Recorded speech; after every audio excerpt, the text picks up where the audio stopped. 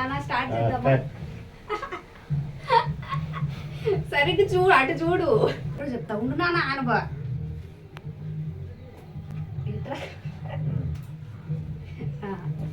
Okay.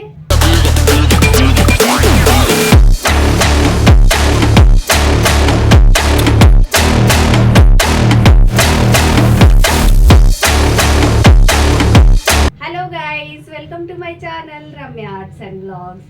ఈరోజు నేను మా నాన్నతో ఒక వీడియో చేయబోతున్నాను. అదేంటంటే మా నాన్న ఫిష్ కర్రీ చాలా బాగా చేస్తారు. సో అది ఎలా చేస్తారు, కొంచెం డిఫరెంట్గా చేస్తారు అనమాట ప్రాసెస్.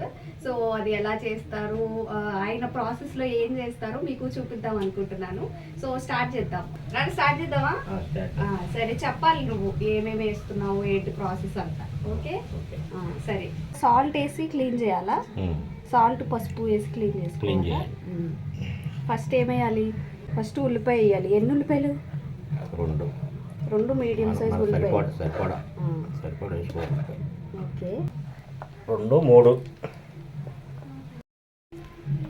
మన దీనిలో సరిపడా వేసుకోవాలి. 2 3 వేసుకోవచ్చు.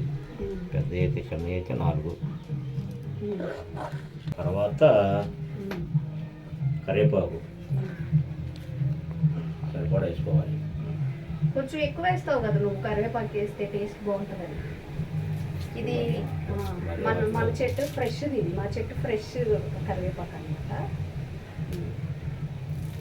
తర్వాత ఉల్లిపండు.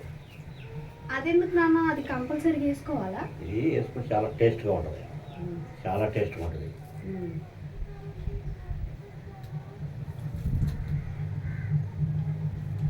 నువ్వు ఎప్పుడు వేయవు కదా, దొరికినప్పుడు వేసుకోవాలా? లేదు కాబట్టి ఉంటే వేసుకోవచ్చు. చాలా బాగుంది. ఇది ఆప్షనల్ అనమాట, లేకపోతే మనం వేసుకో అవసరం, అంతేనా? వేసుకుంటే బాగుంటుంది, టేస్ట్ ఉంటుంది. అల్లం పేస్ట్ 2 స్పూన్స్ వేసుకోవాలా? ముక్కలను బట్టి. తర్వాత సరిపడా సాల్ట్ కూడా వేసుకోవచ్చు కదా? సాల్ట్ వేయకూడదు, కల్లుప్పు వేయాలి. కల్లుప్పు బాగుంటుందా? కల్లుప్పు బాగుంటుంది.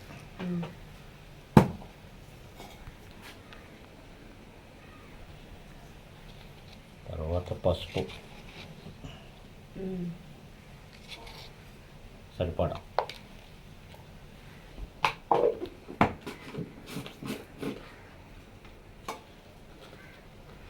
కారం కూడా సరిపడాలి.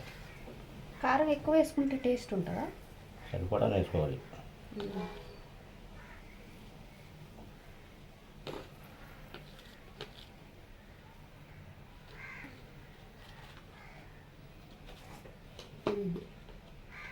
తర్వాత మంచి నూనె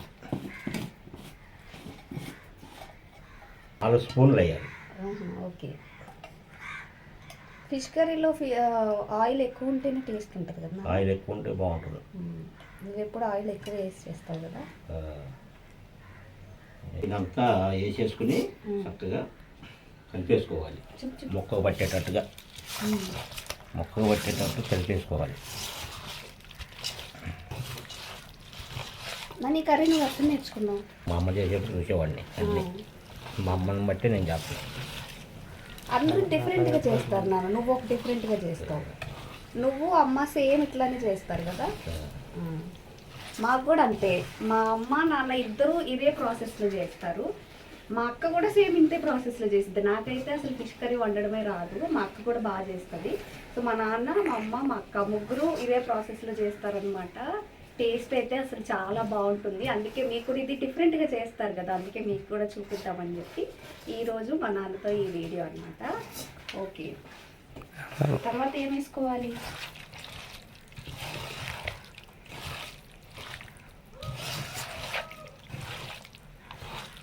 మొత్తం ముక్క పెట్టేటట్టు కలుపుకొని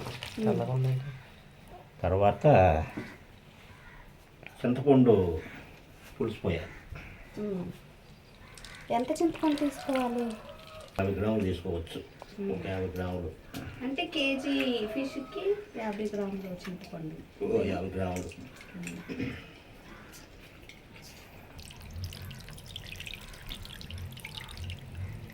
మరి పులుపు ఎక్కువైతే బాగోదు కదా నాన్న.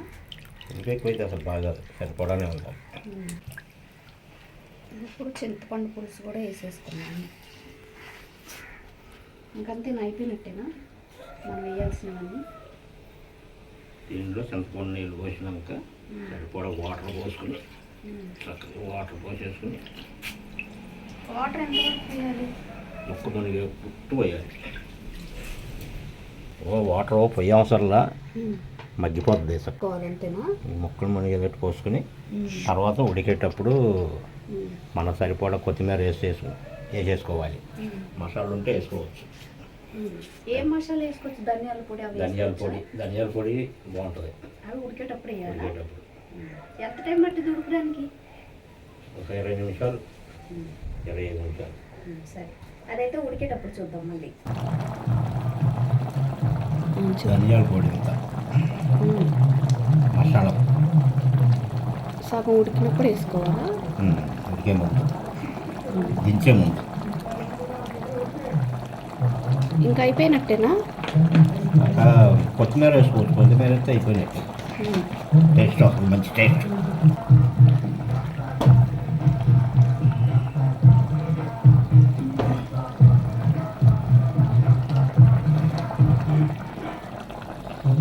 మనం పులుసు ఎంతవరకు ఉంచుకోవాలో అంతవరకు ఉంచుకుని దించుకోవాలి.